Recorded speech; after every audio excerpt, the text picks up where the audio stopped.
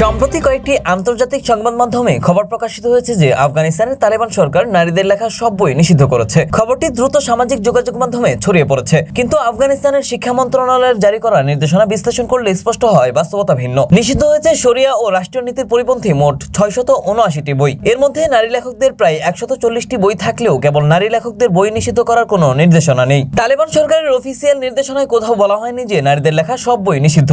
নির্দেশনায় স্পষ্টভাবে বলা হয়েছে যেসব বই ও বিষয় শরিয়া ও রাষ্ট্রীয় নীতির পরিপন্থী সেগুলো পাঠ্যক্রমে রাখা যাবে না। অর্থাৎ নিষিদ্ধ তালিকায় নারী লেখকদের কিছু বই পড়লেও তা বইয়ের বিষয়বস্তুর কারণে, লেখক নারী হওয়ার কারণে নয়। গত 25 আগস্ট আফগান শিক্ষা মন্ত্রণালয় সরকারি ও বেসরকারি বিশ্ববিদ্যালয়ের উদ্দেশ্যে দুটি চিঠি পাঠায়। প্রথম চিঠিতে বলা হয় মোট 679টি বই শরিয়া ও রাষ্ট্রীয় নীতির পরিপন্থী হিসেবে চিহ্নিত হয়েছে। এসব বই বিশ্ববিদ্যালয়ে আর পড়ানো যাবে না, কোনো গবেষণায় উদ্ধৃত করা যাবে না এবং ব্যবহার করা যাবে না। সিদ্ধান্ত কার্যকর হয়েছে তাৎক্ষণিকভাবে। দ্বিতীয় চিঠিতে বলা হয় বিশ্ববিদ্যালয়ের সিলেবাস থেকে আফগানিস্তানের সাংবিধানিক আইন, নির্বাচন ব্যবস্থা, রাজনৈতিক সমাজবিদ্যা, জেন্ডার অ্যান্ড ডেভেলপমেন্ট, মানবাধিকার ও গণতন্ত্র, সংবিধানের বিশ্লেষণ, জেন্ডার সমতাভিত্তিক চাকরির বৈচিত্র্য, জেন্ডার কমিউনিকেশন এবং জনসংযোগে নারীর ভূমিকা সহ 18টি বিষয় বাদ দিতে হবে। মন্ত্রণালয়ের নির্দেশনায় বলা হয়েছে এসব বিষয়ে ব্যবহৃত পাঠ্যসামগ্রীর বহু অংশ শরিয়া ও রাষ্ট্রীয় নীতির সাথে সাংঘর্ষিক হওয়ায় এগুলো পাঠ্যক্রমে রাখা সম্ভব নয়। নিষিদ্ধ তালিকায় নারী লেখকদের প্রায় 140টি বই রয়েছে, তবে এগুলো নিষিদ্ধ হয়েছে বইয়ের বিষয়বস্তু শরিয়া বিরোধী হওয়ার কারণে।